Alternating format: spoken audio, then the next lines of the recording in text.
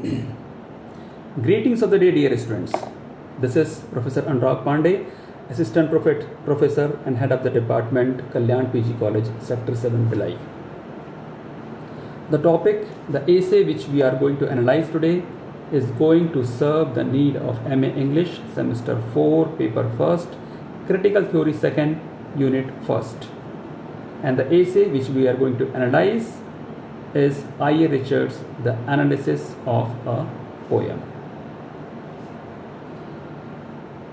So according to your PPT, what I have mentioned already, the chief trends of 20th century, before entering in this, we will be dealing in short what all were the trends in 20th century literary criticism in America and England both.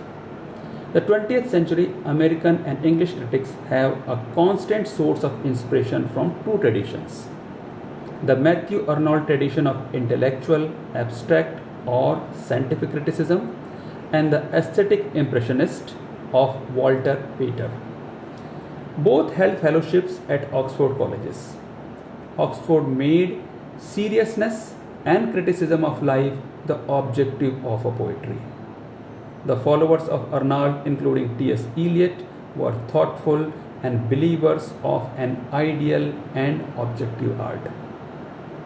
On the other hand, Pater has been an inspiration for E.M. Forster, Virginia Woolf, Leighton Starchay, and Clive Bell, believing the enjoyment of art and appreciation of beauty is the greatest good of human life.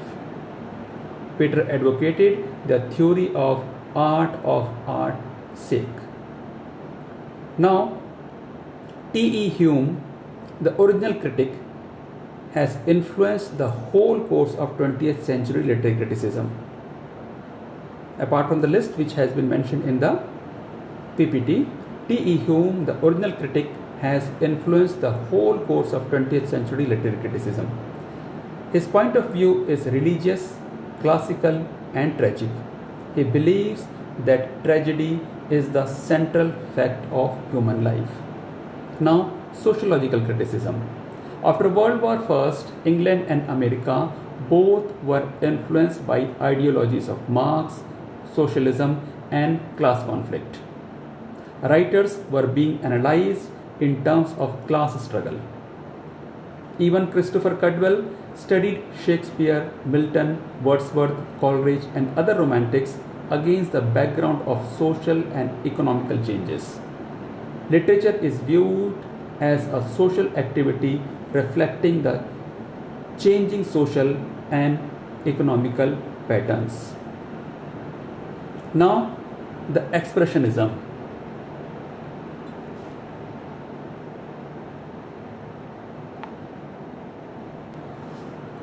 Expressionism.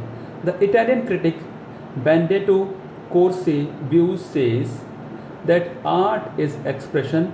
An artist must express the vivid and live pictures rising in the mind without any attempt or organization.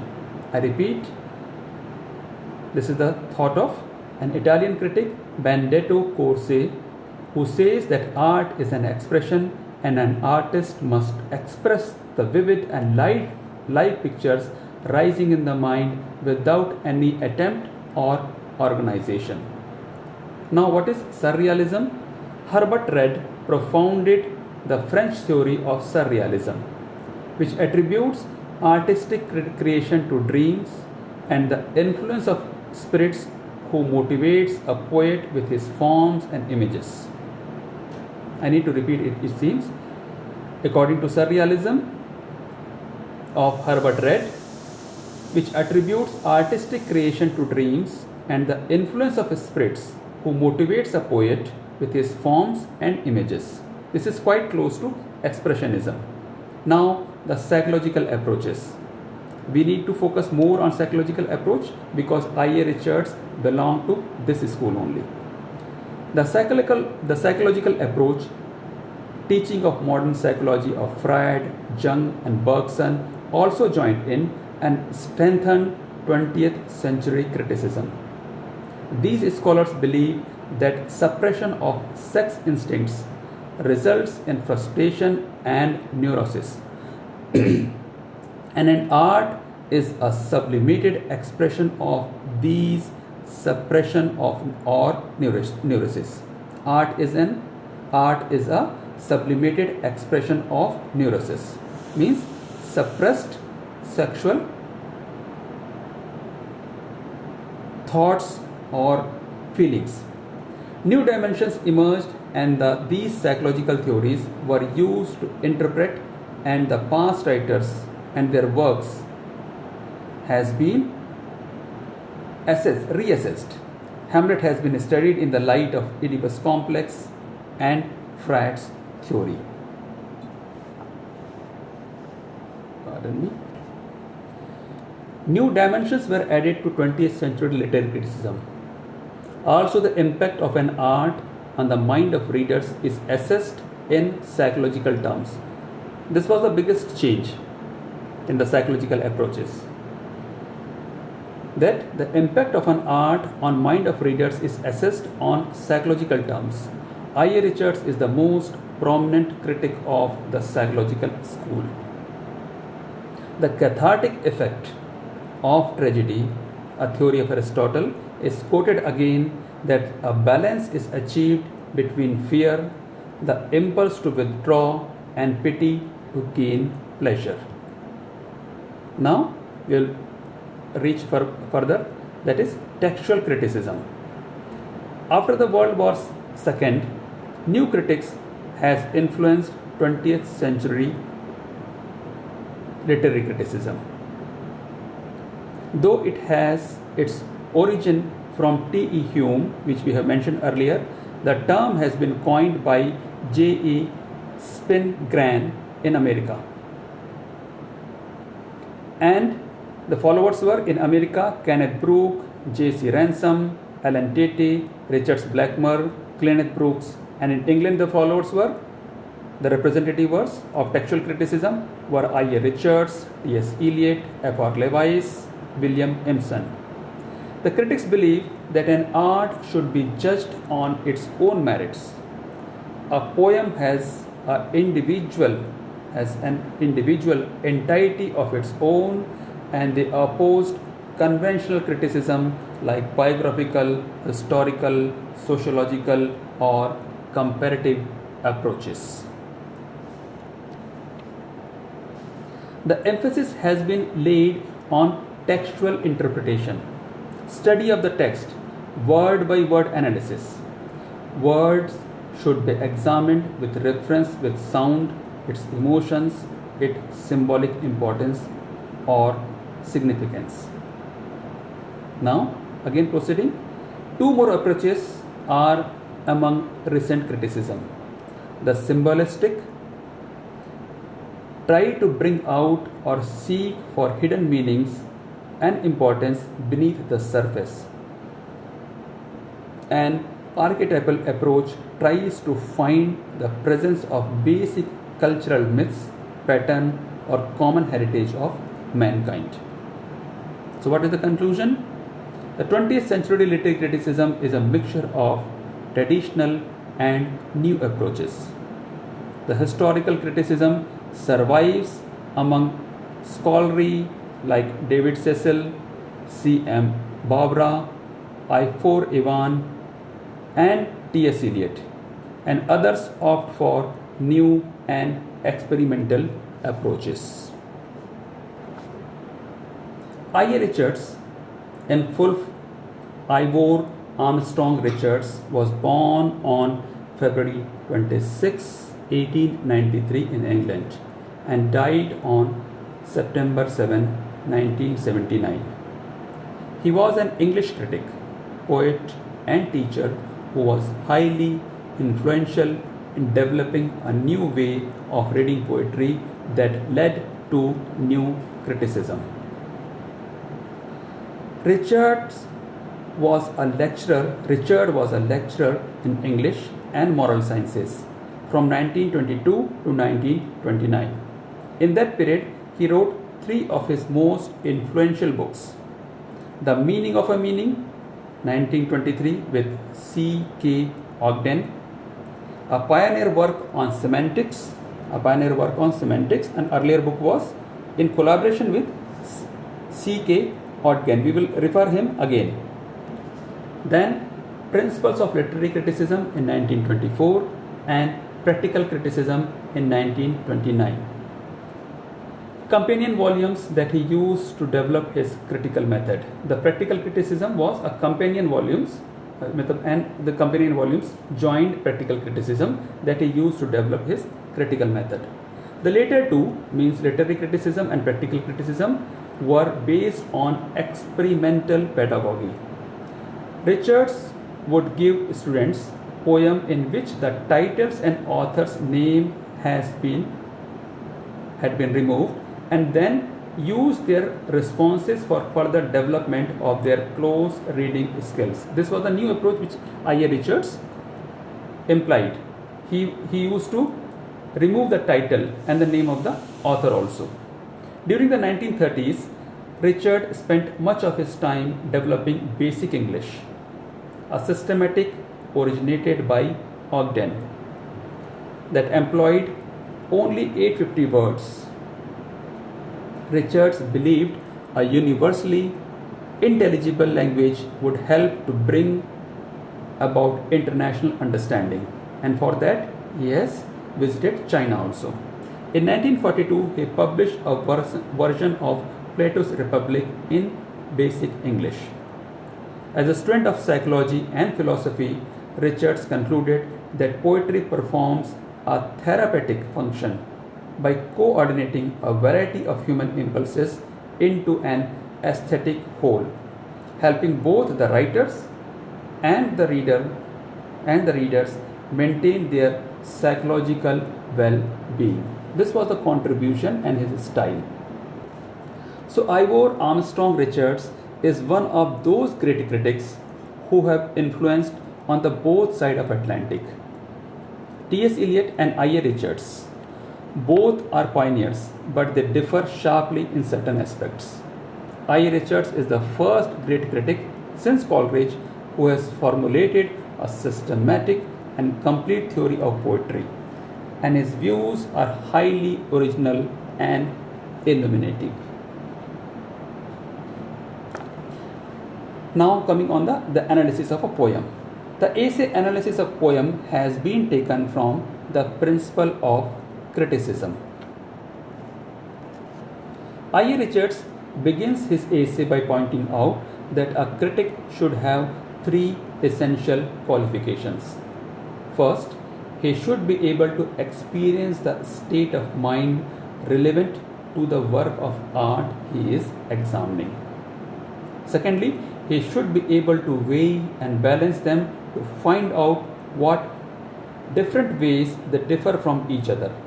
A critic should be able to differentiate between superficial and essential importance.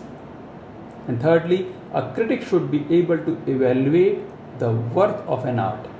He should be able to form sound judgment. Also, knowledge of psychology makes the judgment more valuable and useful.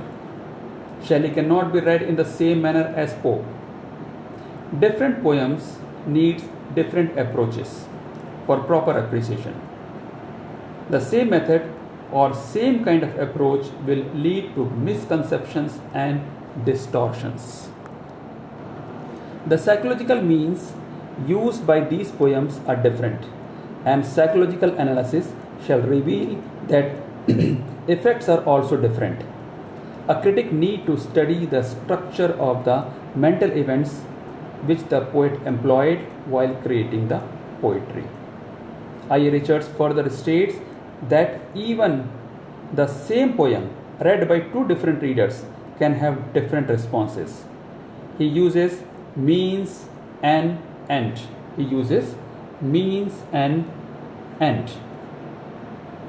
Hold on. I repeat again. I.A. Richards further states that even the same poem read by two different readers can have different responses. He uses means and end terminology to differentiate between the two.